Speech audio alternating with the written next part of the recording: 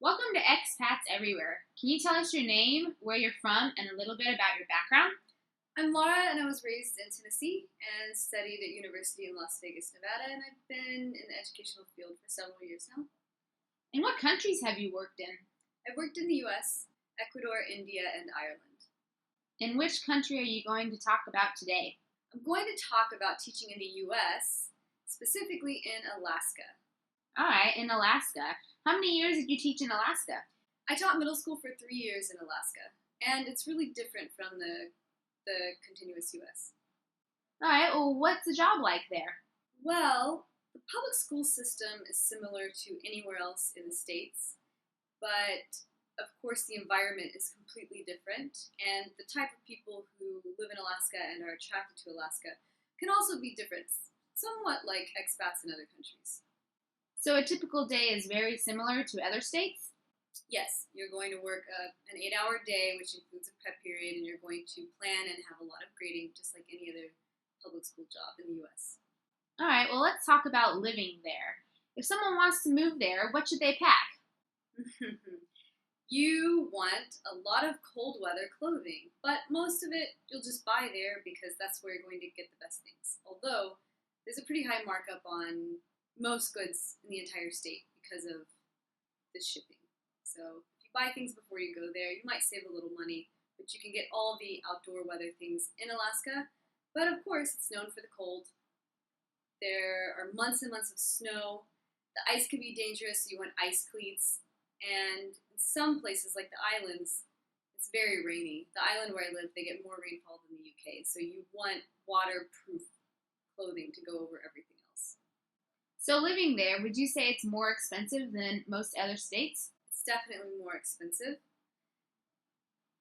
Food costs more, especially produce. There's a big markup on produce. It will cost 2 to 4 times as much as you'll pay in other states. And gasoline is much more expensive, even though they produce a lot of oil there. Rent is more expensive, even though it doesn't have the draw of California or New York, but you might still pay New York prices, depending on where you're living. In the villages, things are very, very pricey. In Anchorage and the other cities, the markup is less. All right, so then how much does a teacher earn at school? You earn a higher salary in Alaska than other U.S. states. It's one of the top grossing states. You could earn several $1,000s more per year, and the more experience you have, of course, you earn more each year. But if you go there as a teacher with 15 years of experience, you could be earning $10,000 or more per year than in other states. All right, is that enough to live on there? It's definitely enough to live on. You do have higher expenses. You also get annual oil money, which is $1,000 to $3,000, but you have to live there for one full calendar year before you can apply for that. But it's a nice little bonus. It's a Christmas ticket home. And as long as you spend your money well, you can save a lot. A lot of people move to Alaska to pay off debt. And if you go as a couple, with double incomes, you're not paying as much for rent. So then how much do you think you can save? It really depends on how long you've been teaching. As a new teacher, as a first-year teacher, I started out making $12,000 more per year than one of my friends who was a first-year teacher in the state of Virginia. Of course, her living expenses were much less, but I was able to save $10,000 the first year. How did you meet people there? Well, most of Alaska is made up of small communities, so you meet and know everyone fairly quickly. My second day on the island, I already recognized a lot of faces, and everybody knew who I was before I even arrived. You mentioned island. What island? I lived in Kodiak Island. And where is that? It's in the southwest part of Alaska. It's near the Aleutian Islands, but it's not one of the Aleutian Islands. It's a big island. It's the size of Puerto Rico, or the big island of Hawaii. And it's a 12-hour ferry ride south of the mainland, or a 45-minute flight from Anchorage. You only get there by ferry or plane. What kind of lifestyle did you live there? Very natural. I would hike all the time. I mean, all over Alaska, there are huge opportunities to spend a lot of time in the outdoors. Even in the dead of winter, you just wear more gear. Yeah, it's a healthy lifestyle. Really clean air. You don't have a lot of pollutants from vehicles. Did you find it safe? That depends. Crime-wise, yes, extremely safe. Maybe Anchorage has a little higher crime rate than other places, but most of the state's pretty safe. Um, in some of the villages, there are problems with alcohol abuse, even though it's illegal in the native villages. But these are isolated places, so there could be a high crime rate related to substance abuse. The dangerous things really are the wildlife is dangerous. Bears, wolves, moose. Moose are very dangerous. They trample people. But as long as you're smart about it, yeah, it's a safe place. So you were saying that things are a little more expensive there. If you go to the store, can you still expect to find the same things in other states? Well, no.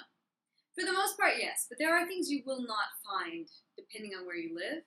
But Amazon actually still offers the free shipping to, I think, everywhere in Alaska. You still get the free shipping with Amazon if you spend, $35 or more. A lot of people get Amazon Prime. So you can ship things in and not pay extra for shipping, which is fantastic. It takes a little longer to get packages, but it's always welcome when you go post office and you have something waiting for you, especially something you can't buy there. It's pretty exciting. All right, so if someone's packing, should they pack something in their suitcase to bring up? If there are things that you can't live without, just bring it. All right, and how do you cope if you can't find those things? Ask someone to send it to you, order it. I mean, you can get most things shipped in. If you're in a remote village, that's going to be a little more difficult, but they send in mail planes a couple of times a week.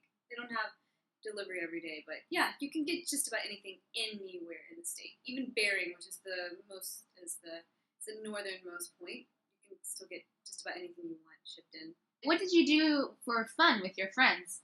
Well, like I said, I spend a lot of time in nature. Endless opportunities for that. Fishing in rivers, deep sea fishing, hiking in beautiful state parks, places that really don't compare with the rest of the U.S. And of course, people from all over the world go to Alaska for tourism, for the nature.